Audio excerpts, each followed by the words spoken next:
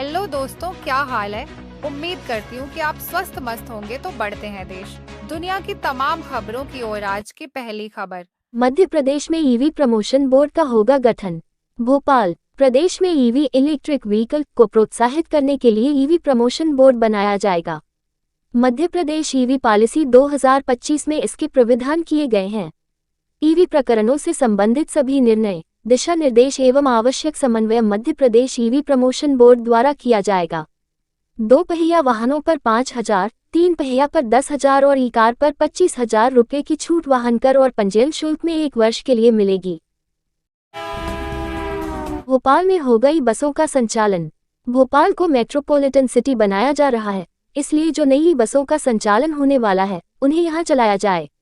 यह मांग भोपाल के हुजूर क्षेत्र से भाजपा विधायक रामेश्वर शर्मा ने सोमवार को सदन में उठाई। इस पर नगरीय विकास एवं आवास मंत्री कैलाश विजयवर्गीय ने आश्वासन दिया कि परिवहन विभाग के सहयोग से कार्य योजना बनाई जाएगी। BCLL के बसों के संचालन में अनियमितता की जांच कराई जाएगी। BU की परीक्षाएं 1 अप्रैल से, स्मार्ट वॉच ब्लूटूथ मिला तो रद्द होगी परीक्षा। भोपाल, बरकतुल्ला विश्वविद्यालय BU की UG की प्रथम से तीसरे वर्ष की परीक्षाओं के लिए आवेदन प्रक्रिया पूरी कर ली गई है। प्रायोगिक परीक्षाएं 13 मार्च से शुरू कर दी गई हैं। BU के प्रथम वर्ष और तीसरे वर्ष की सैद्धांतिक परीक्षाएं 1 अप्रैल से शुरू होंगी। वहीं PG की सेमेस्टर परीक्षाएं मई में आयोजित होंगी। प्राकृतिक आपदा की सहायता राशि में घपला, CAG का दावा। मध्य प्रदेश में प्राकृतिक आपदाओं से हुए नुकसान की भरपाई के लिए दी जाने वाली सहायता राशि में बड़ी अनियमितता का खुलासा भारत के नियंत्रक एवं महालेखा परीक्षक CAG ने किया है। कैग की जांच में पाया गया कि 13 जिलों में ये राशि पात्र लोगों को देने के बजाय सरकारी कर्मचारियों, उनके रिश्तेदारों और अन्य अपात्र व्यक्तियों के खातों में ट्रांसफर की गई। CAG की रिपोर्ट के अनुसार 23 करोड़ 81 लाख रुपए का भुगतान अपात्र व्यक्तियों को किया गया। MP हाई कोर्ट का आदेश, सरकार की परमिशन के बिना टीचर को नौकरी से नहीं हटा सकते। इंदौर, अनुदान प्राप्त निजी स्कूलों के शिक्षकों को स्कूल प्रबंधन शासन की अनुमति बगैर नौकरी से नहीं हटा सकते। इस टिप्पणी के साथ हाई कोर्ट की इंदौर खंडपीठ ने माहेश्वरी हायर सेकेंडरी स्कूल की अपील निरस्त कर दी।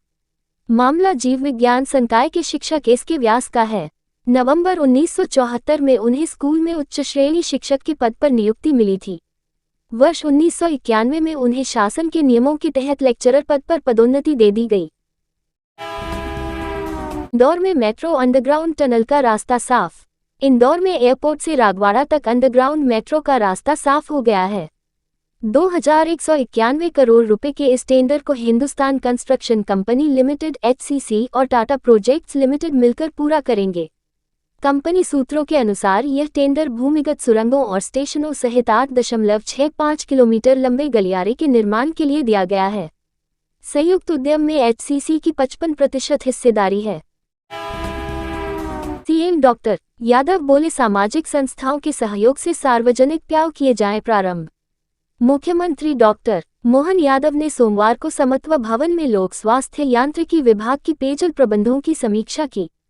बैठक में CM ने कहा कि ग्रीष्मकाल के दृष्टिगत प्रदेश के शहरी और ग्रामीण क्षेत्रों में नागरिकों के लिए पर्याप्त पेयजल प्रबंध सुनिश्चित किए जाएं। सामाजिक संस्थाओं के सहयोग से सार्वजनिक प्याऊ स्थापित कर राहगीरों के लिए भी पीने के पानी का प्रबंध किया जाए। इस बार प्याज नहीं, लहसुन ने निकाले किसानों के आंसू। छिंदवाड़ा किसानों की बड़ी व्यथा है।